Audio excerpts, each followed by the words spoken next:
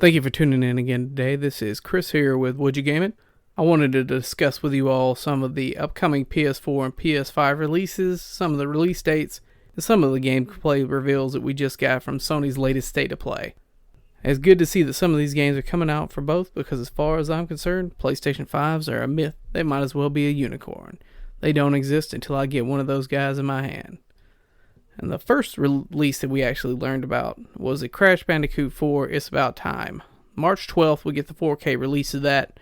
If you own an existing copy on PS4, you get to upgrade that for free, so that's nice. Nice to see when they're not trying to keep their hand in your pocket, take everything. So if you own that and you're interested, you can play that in 4K. It looks pretty sleek there. It'll be a good game. If you like it, that's you, and go for it. Next, we learned about House Marquis Returnal. We got some...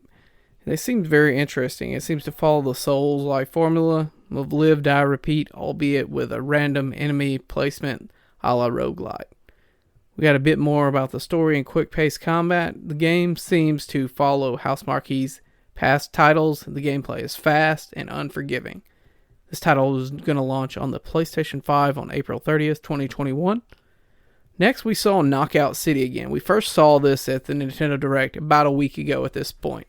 This video that we received today was more in line with giving us details on strats that can be used in the games to gain an edge over our opponent. Trick shots, curving around walls and over barriers, as well as faking out a throw to catch your opponent off guard and mess up their timing, are all techniques that you can use. It's a unique concept. It will require an online community to keep it alive though, so their crossplay is already a thing. They're doing a crossplay beta that's been announced. That's going to be coming soon. They'll give us more information about that. So it'll be interesting to see what this game can be, but like I said, it's going to require that online community, and crossplay is definitely the way to go there, especially if it launches on PC as well. If we have this on Switch, PlayStation, PC, and inevitably Xbox, we'll be good to go, and that community can stay alive and thrive, and you can play this if you would like that. There's going to be 1-on-1 and 3v3, and there's even a mechanic where if you are the target, if you do a quick catch or time it just right, it'll power up the ball, so when you throw it again, it becomes easier to hit your opponent. So they've added some strategy to this, so it'll be interesting to see how it plays out.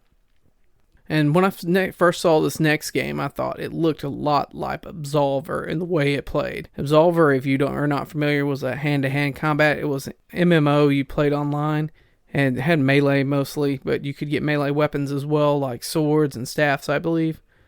And this game is called Sifu. It looks to be an action beat 'em up with a unique mechanic when you are defeated. It looks as if instead of dying and respawning, you simply age and jump right back up. It's a unique way to do this, and I want to see how far it progresses. Is the character going to lose strength and hit less hard as they gain age, or are they going to be damaged more easily, killed easier? I have to see when this launches sometime this year on the PlayStation 5. Solar Ash is a 3D action platformer. The visuals on this title are stunning with a more cartoonish art style that seem to serve it well. You skate across the landscape, even moving fast in the midst of combat. It has giant beasts you can fight atop, reminiscent of Shadow of the Colossus. It looks to be a neat little title, and like I said, very artistic. This title skates on the PS4 and PS5 in 2021 sometime. Next, Five Nights at Freddy's Security Breaks looks like something that will scare the crap out of me.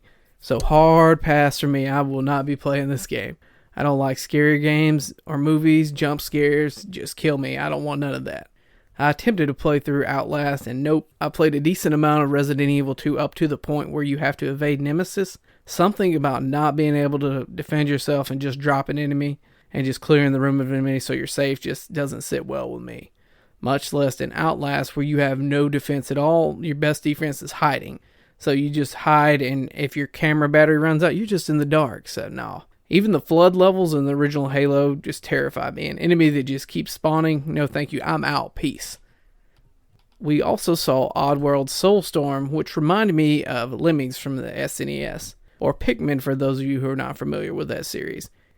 You can recruit Mugikins to help you in your fight against the Glukkins, and there are over 1,000 Mugikins that you can actually save. They can be equipped to help you with items that you build from materials you've either scavenged, looted, or pickpocketed from enemies. You can be passive, chaotic, or something in between, so this means that there's some replay value for the players who just want to experience the game in every way possible. You can also possess foes to unlock paths, or use their abilities against your enemies. There are also traps that must be avoided through your gameplay. Your actions affect Abe and all those who he helped liberate on April 6th on PS4 and PS5. Side note, PS Plus subscribers get a PS5 version of this for free and starting April. Well, guess I'm screwed when it comes to that. Kenna, Bridge of the Spirits, I won't lie, I was guilty of judging this when I saw the art style and all. I was like, yeah, this looks cool, but it's just going to be another action adventure, maybe platformer game or something along those lines, and I'd totally written it off. Then the combat showed up. In particular, the slow-mo fall and shot from the bow in the air. I got serious Aloy vibes.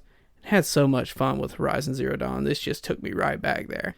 Then I saw one of the larger enemies piece itself together and start swinging as the protagonist dodged and struck back with the staff. And I was like, well, this looks like it's going to be a pretty good game. We have a release date of August the 24th, 2021. That's going to come to PS4 and PS5.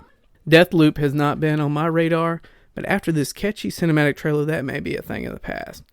We did get to see one of the abilities of our protagonist going invisible as he slid through a room in a lobby, unseen by his foes, and then he slipped through the lobby, and then later on we got to see he teleported from room to room, removing all life from both. This was Sony's larger reveals in the evening. We can see if it plays is as good as it looks on May 21st. That's for the PS5 only. Finally, Final Fantasy VII PS5 patch and the Yuffie DLC that includes additional characters to play as in story, though how much story remains to be seen. Throwing it out there, this is going to be $30 or more, that's my estimate on it. If we're lucky, it might be $40, who knows.